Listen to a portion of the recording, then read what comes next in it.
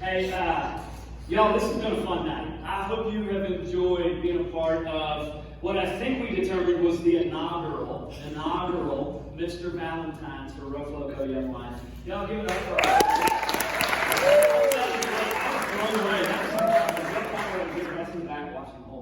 Watching the whole time. You know, there's something really fun about like being able to dress up, to pretend, to laugh at yourself, to have just a good time and let go, right? It's especially fun when you're dressing up and kind of pretending just to laugh. But you know, the truth is, when it comes to my life, there's a lot of times where I dress up and try to pretend because I want to fit in. You know, I'm trying to find my place where I belong. I want my people. And the other night, I was watching this show that I'm a little late to the party, but I heard enough people talk about it, I decided I needed to check it out. I'm not endorsing it, but I was watching Jenny and Georgia. Anybody ever watch Jenny? So I was watching this show, right? And there was something in the show that kind of hit me with exactly what I was just talking about. How we try to live our lives pretending that we're somebody else so that we belong. And the other night I was watching, I think it was the second episode of the whole series. I know they just released season 2. And Jenny, if you haven't seen the show, let me just set it up real quick for you. Georgia and Jenny. Georgia is the mom, and Jenny is the daughter. And she and her little brother and her mom have just moved to a small town in Massachusetts. And they're trying to find their place. They're trying to fit in with all of the layers of relationships and their family and their lack of family and all of that rolled into one. And at the end of this episode the other night, Jenny was taking off her makeup, and she was trying to process what her life was like. And she's also remembering how her friends taught her how to put on makeup. So we're going to watch just a real quick clip here, and then we'll just jump back in. All right?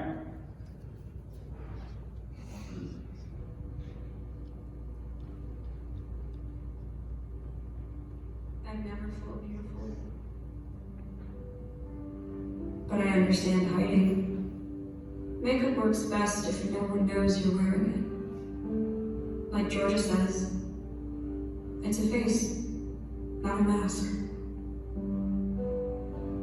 I see how my mom does it because I'm doing it too. The hiding, changing, disguising. I'm used to not being seen, even by my mom.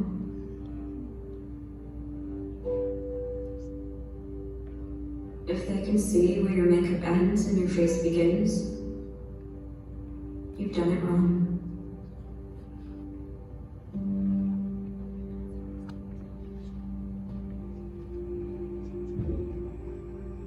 That's good. It's a real quick scene.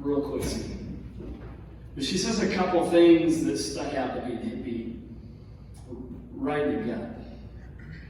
She said, I'm used to not being seen, even by my mom. And then she said, if they can see where your makeup ends and your face begins, then you've done it wrong. Now, I don't know about y'all, but I have felt that a lot in life. Maybe not where my makeup ends, but I've definitely been putting on faces. I've put on faces because I'm afraid that if you see who I really am, then you wouldn't want me around. Maybe you felt that. Maybe you've walked through that. You know, there's a woman who felt a lot like Jenny did. And then she had a chance to encounter the most incredible person to ever walk the face of the earth. And her life changed. And tonight, I want to take just a few minutes to look at what that encounter was like. You know, if this is your first time to Young Life or you've been coming all year, we've been talking at our clubs about a man named Jesus. He's the greatest person to ever walk the face of the earth because he is God with skin on. You see, God wanted so badly for you and me to know how he felt about us, to know that he liked us. He didn't just love us, but he liked us. He was crazy about us. And so he decided to become one of us, to walk the roads that we walk, so that we might know what God's heart is like, and so we might see what life could be like. There was something about Jesus that drew people in. People were attracted to him because he lived life like nobody else ever had. And so crowds would follow him. And in this particular account that we're going to look at tonight, it's no different. There's a big crowd around Jesus. And we're looking at an account that takes place in Mark chapter 5. Mark is a gospel. It's kind of like a biography where we get a clear glimpse of who Jesus really is and what God is like. And in Mark 5, it says that Jesus, there's a large crowd with him. Only on this day, that crowd is even bigger than normal. Because this man named Jairus had asked Jesus for help. And Jairus was a big deal in his town. Jairus was kind of like a celebrity. Okay? And so when a crowd hears that a celebrity has asked Jesus for help, all of a sudden that crowd grows exponentially in size. And in the middle of this crowd that's excited, they can't wait to see what's going to happen. They're making their way toward Jairus' house. And in the middle of this crowd is that woman I told you about. It says here that this woman, she had a problem. She had been sick for 12 years. There was something wrong inside of her, and she had gone from doctor to doctor to doctor. She had spent every penny she had trying to fix what wasn't working in her life. And it says here that instead of getting better, she grew worse. But it says here, when she heard about Jesus, she came up behind him in the crowd. I wonder what she heard about Jesus. It had to have been pretty good. Because for her to put herself in the middle of this crowd, she was taking a big risk. You see, she had to put on a face. She had to blend in with the crowd. Because back in her day, if you got sick, if you had a problem, it wasn't like, hey, I'm missing school for a day or two until I get better, and I bring a doctor's note back, or I have to call in sick for work. No, in her day, if you had a problem, if you had an illness or a disease or a virus, you had to go outside the city limits. They would take you from anybody that you called your family, from anybody that you thought cared about you, your friends, and they pushed you outside the city limits. They put you out there with all of the people who had problems, all of the people that they didn't want to be around. And you'd stay there until you got better. The reality is your hopes of getting better aren't great because nobody's going out there to you. There's no doctors checking in on you. There's no people checking in to see how you're doing. You're alone. You're isolated. But on this day, this woman had heard about Jesus. And so she put herself in the middle of the crowd, hoping, she said, if I just reached out and touched his jacket, then I might be made well. She was taking a risk by doing that because if anybody found out she was there, they might kick her outside the city limits for the rest of her life. She might be pushed out of society for as long as she had breath in her lungs.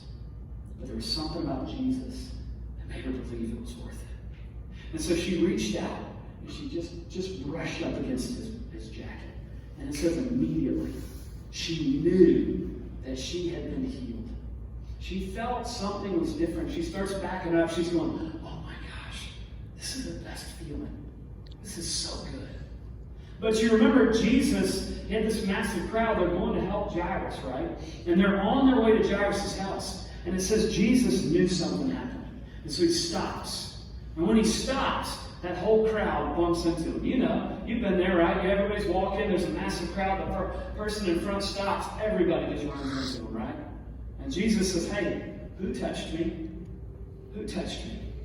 And his friends are like, are you kidding me, Jesus? Is this a dad joke or something? Everybody bumped into you. Who touched you? Man, I go help Jairus. This is going to be a big deal. We want to see what's going to happen.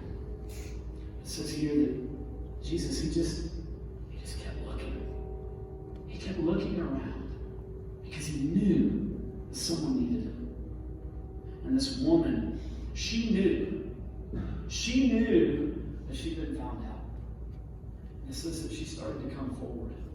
She came forward, her legs were shaking. She came forward scared to death, not knowing, am I about to get kicked out? And it says that she fell on her knees. She fell on her knees in front of Jesus. It says here that she began to tell him her whole story. She got real. She began to tell him all of the stuff that she had been dealing with her entire life. I don't know how long it took. I can't imagine that it was a real comfortable story to listen to. And the crowd starts to get restless. They're going, we've got to go help Jairus. Come on. There's important stuff to get to. But to Jesus, this woman was the most important thing right then. His eyes locked in on her. He listened to every word she said. I picture it kind of like Jenny when she was taking her makeup off. She's revealing who she really is. She's taking the mask off. It's scary. And Jesus listens to the whole story.